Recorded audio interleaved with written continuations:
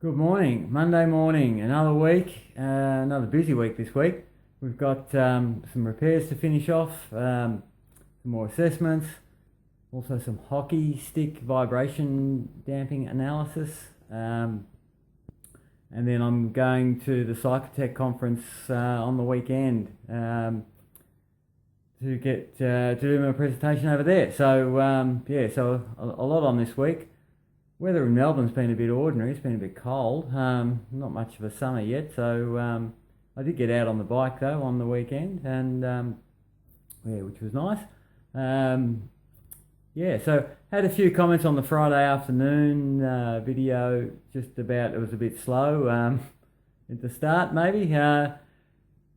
Look, I don't script these things. They're not produced or anything like that, or edited.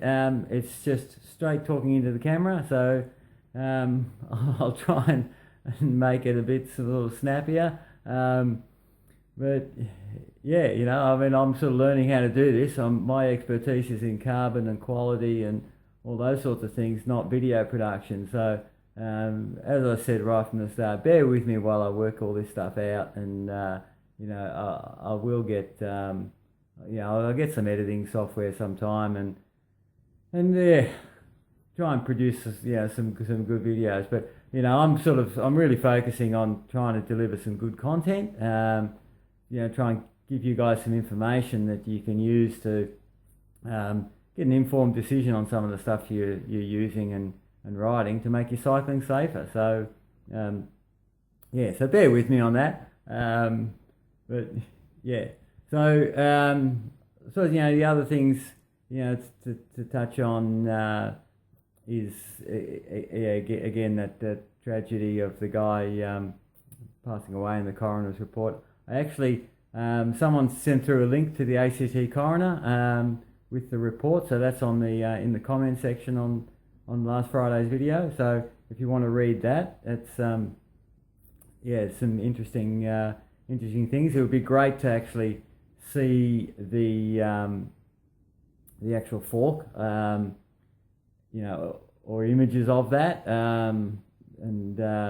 if I could get hold of some of that stuff, it'd be great to pass that on to you guys as well. Although my inspection experience is primarily with composites, I have done some metals.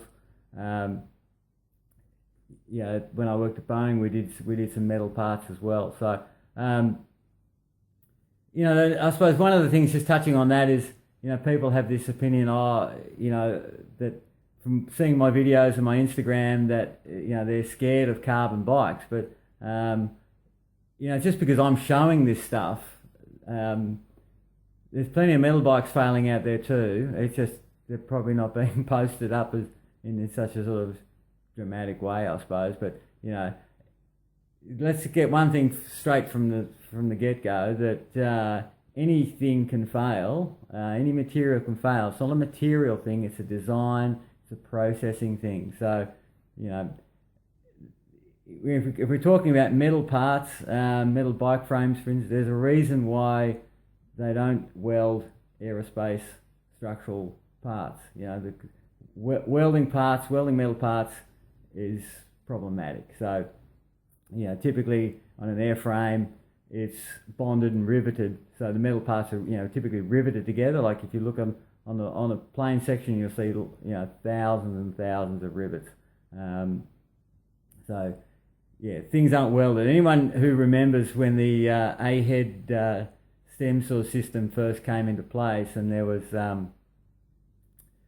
we went from quill stems, which were typically forged or cast, and then we went to A-heads, and the first A-head sort of stems were welded, and a lot of those failed. Now you won't find a welded A-head stem that's it's a lightweight one. You still find the really over-engineered, heavy, beefy ones on the low-end stuff, but all the higher-end stuff is all forged, and there's a reason for that, because welded aluminium in particular is prone to failure. So, so let's just sort of clear that up. That, you know, everyone's saying, oh, I don't want to ride a carbon bike because of the stuff you're saying. The carbon bikes are still, you know, they're pretty good, and I can, you know, I can show you some information. I was on the Sheldon Brown website. There's some fatigue data testing where they, you know, it's quite a few years old, but they tested steel bikes, aluminium bikes, titanium bikes, and a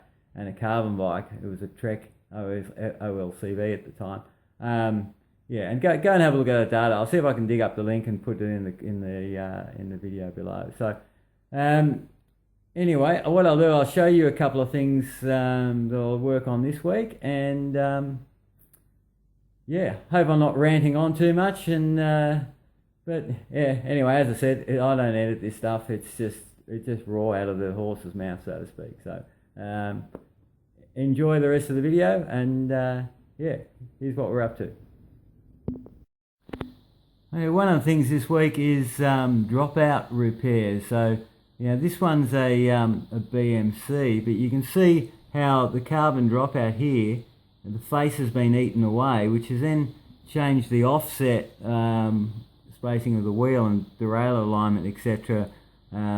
Wheel alignment. So it's you know, we've had this come in with a number of bikes. So you know, BMCs, the Giants, Cervelos, I think even a Trek. So but yeah, basically, I mean, one of the reasons for it is, you know, if you're taking wheels on and off a lot, or if you're using your bike in one of the off-wheel type trainers, they can, you know, they can gouge out those dropout faces. So it's something to be aware of. Keep an eye on it if you're using, you know, if you do a lot of wheel changes, or, you know, if you're using one of those sort of trainers. It is repairable. We can build up that face with some more carbon, and we use a special resin which goes really hard, which is sort of much better than the original resin that the bike was made out of. So it is an aerospace resin. It's really expensive, but it works really well. So so the other thing that happens then, when the wheel gets out of alignment, you do get a bit of wear on the chainstay. I don't know if you can see it in there.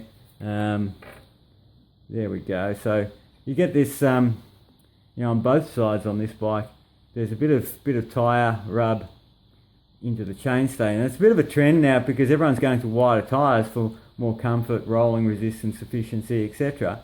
And but the frames are the design's sort of a little bit lagging on that, and so, you know, putting in a nice you know, 28 mil, or, you know, even 25 mil in some frames, they just don't fit properly, and they'll rub on the chainstays. And, you know, we've had bikes come in where it's almost had a hole worn through. Now, how the rider didn't notice that, I'm not sure, but obviously it's a structural concern because you're removing all this material. It's like putting a grinding wheel into your bike, which you wouldn't do normally. So, you know, it's one of those things that again, keep an eye out for any tyre rub. It's one thing which can damage your bike. So that's this guy. I showed you the other week, or it was on the Instagram, I think, this Trek remedy where the pivot was loose. So because the guy wasn't the original owner,